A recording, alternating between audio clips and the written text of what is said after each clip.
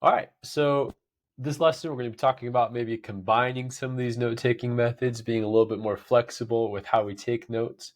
I also want to talk about some study habits that will really help you in your academic ventures. So let's get to it. So obviously, you're going to have different learning environments, different things you're trying to learn. Maybe you're listening to a teacher lecture, maybe you're in a group project, maybe you're reading a book. All these things can use different kinds of note-taking methods. And combining note-taking methods will give you just even that much more flexibility and that much more effectiveness as you're taking your notes. To be flexible with that, essentially.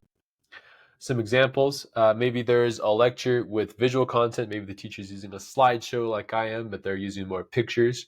You can use mind mapping for the visual part of it, and the outline method for the structured information, the actual I guess background of the pictures that you're looking at. But the mind mapping method will still be effective in the visual part of that, especially if you enjoy mind mapping and you like that visual artistic part of it. If it's just a really hard, dense piece of reading material that you're going through, you can use the Cornell method for the key points, the main topics, and then go into the outline method to get the more detailed information.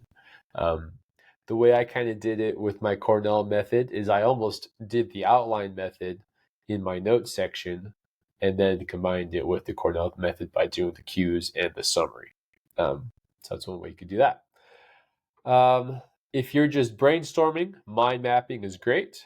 And then once you're done brainstorming and you're ready to get down to business, Cornell method, outline method, some other way to take maybe denser notes can be good. These are just a couple examples. There's going to be all these different situations you could be in, all these different things that you're trying to learn. Play around, be flexible. The whole thing about being a learner is that you have to be kind of flexible, right? So just take the things that we've talked about and play around with them and do different things with them, whatever works for you.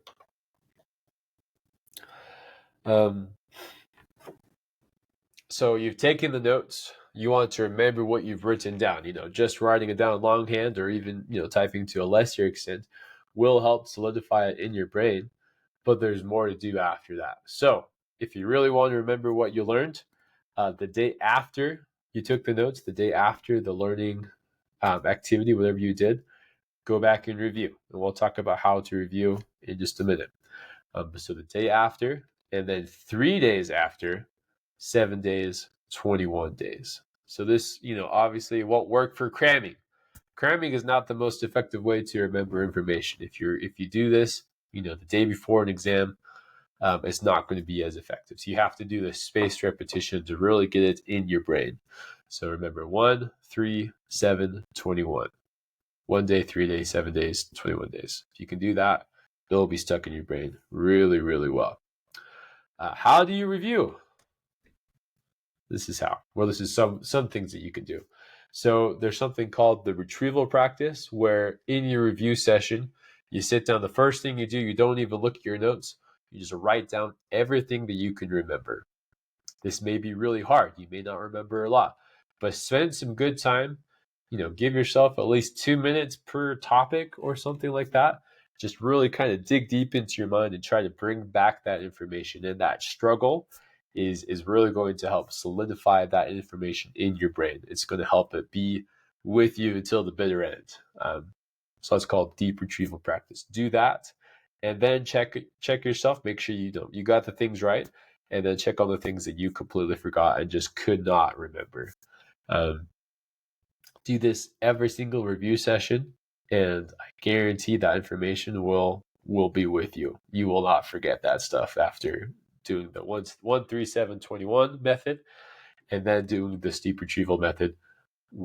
Retrieval practice method will be really, really effective. After you've done that deep retrieval that retrieval practice method, I would recommend getting deeper into the material, understanding it better. You could do this with highlighting just to kind of organize a little bit, and then doing annotations. Annotations is a really powerful tool in your review toolbox. So write notes, write questions, connect topics in your notes to other things, text to text, text to real world, whatever, connect it to something else. And that will also, widen the web of your memory to help you remember specific topics. More than anything, guys, rereading is what a lot of people think of as review. Do more than that. Rereading is fine. It's like the most basic level of reviewing. It's not that effective. Do these other things. And if you do these things, it's almost not going to matter how well you took notes, because you're getting deeper into it and you're strengthening the bonds in your brain, strengthening the neurons in your brain to remember things even better. But again, be flexible with how you take notes, be flexible with how you review those notes. Do these things and life will be really good. I hope this has been interesting, and I guarantee if you do the things that I've talked about, that you will be much more successful in your academic ventures, in school, in college, in whatever you're trying to do. You could just be learning about a topic yourself, being a bit of an autodidact, a self-learner. These note-taking methods will be really good for you. So, thanks a lot. See you later.